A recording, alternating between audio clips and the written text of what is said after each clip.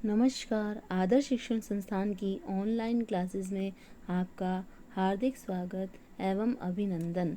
आज हम कक्षा 6 के विषय विज्ञान के पाठ 1 भोजन यह कहाँ से आता है का भाग 2 पढ़ेंगे।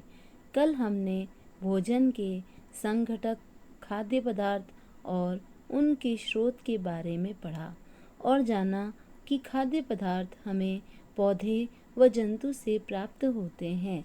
आज हम सारणी 1.2 को समझेंगे जो कि आपकी किताब में दी है, जिसमें 3 कॉलम बने हुए हैं। पहले कॉलम में खाद्य व्यंजन के नाम दिए हैं, दूसरे कॉलम में यह खाद्य पदार्थ किस संघटक या कच्ची सामग्री से बने हैं, तीसरे कॉलम में ये कच्ची सामग्री हमें किस से प्राप्त होती है, पौधों से या जंतु से को भरना है। इसमें पहला कॉलम में इडली, जो कि जिसको बनाने के लिए हमें कच्ची सामग्री चावल, उड़द की दाल, नमक और जल की आवश्यकता होती है। अब तीसरे कॉलम में हमें स्रोत भरना है कि जो चावल है, हमें पता है कि जो चावल है हमें पौधों से प्राप्त होता है। ऐसे ही उड़द की दाल है, वह भी हमें किससे प्राप्त होगी, पौधों से ही। नमक, ये ना तो हमें पौधों से प्राप्त होती है और न ही जंतु से। नमक हमें पानी से प्राप्त होता है। और जल का स्रोत केवल वर्षा है। दूसरा चिकन करी। चिकन कैसा स्रोत है, जंतु स्रोत है। मसाला पौधों के द्वारा प्राप्त होता है। तेल और घी दोनों ही जंतु और पौधे उत्पाद हैं। कुछ पौधों के बीजों के द्वारा तेल निकाला जाता है, जैसे सरसों, बादाम आदि के द्वारा तेल निकाला जाता है। और जंतु के द्वारा तो घी प्राप्त होता ही है। फिर है खीर। खीर का जो कच्चा सामग्री है वह है दूध, चावल, चीनी। दूध कौन सा उत्पाद है, जंतु उत्पाद। चावल कौन सा स्रोत है, पौधा स्रोत। और चीनी कौन सा स्रोत है, पादप स्रोत।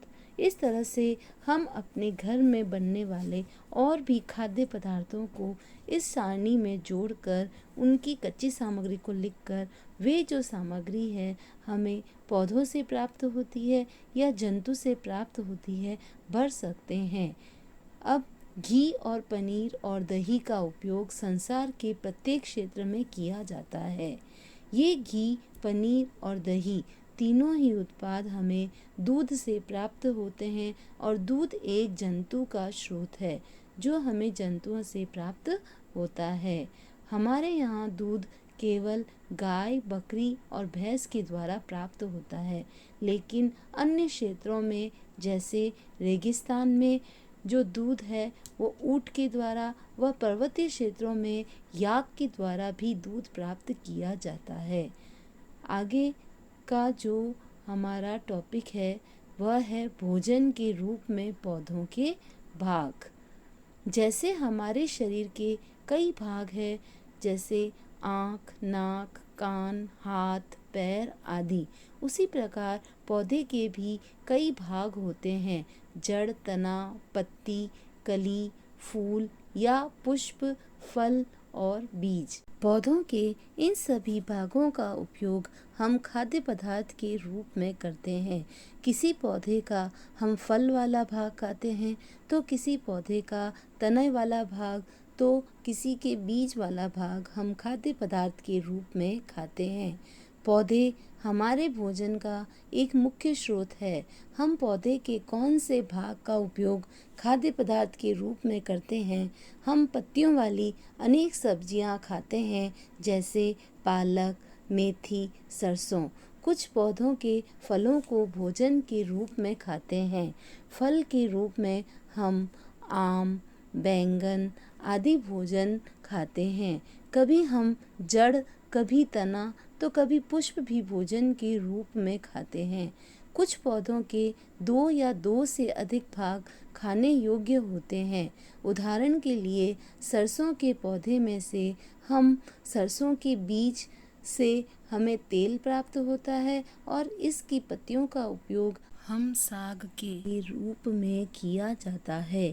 केले के पौधे के भी विभिन्न भाग खाद्य पदार्थ के रूप में काम में आते हैं। केले के फल, फूल तथा तने का मांसल भाग भोजन के रूप में उपयोग में लाया जाता है। लेकिन पहेली यह जानना चाहती है कि हमारे भोजन का पौधों और जंतु के अलावा कोई अन्य स्रोत है या नहीं। तो बच्चों, हमारे भोजन का पौधों और जंतु के अलावा अन्य कोई स्रोत नहीं है। हमें भोजन केवल पौधों और जंतु से ही प्राप्त होता है। पौधों के खाए जाने वाले भाग और उनकी उदाहरण: जड़। जड़ के रूप में हम गाजर, मूली, शकरकंद आदि खाते हैं। तना। तने के रूप में आलू, अदरक, गन्ना, प्याज। पत्ती के रूप में पालक, मेथी, धनिया। फूल के रूप में फूल गोभी। फल के रूप में आम, बैंगन, केला, अंगूर व बीज के रूप में अनाज, दालें, मूंगफली, चावल आदि भोजन हम ग्रहण करते हैं। यह सभी खाद्य पदार्थ हैं जो पौधे के अलग अलग भागों से हमें प्राप्त होती है। आज के लिए इतना ही। इसके आगे का पाठ हम पाठ के भाग 3 में पढ़ेंगे। धन्यवाद।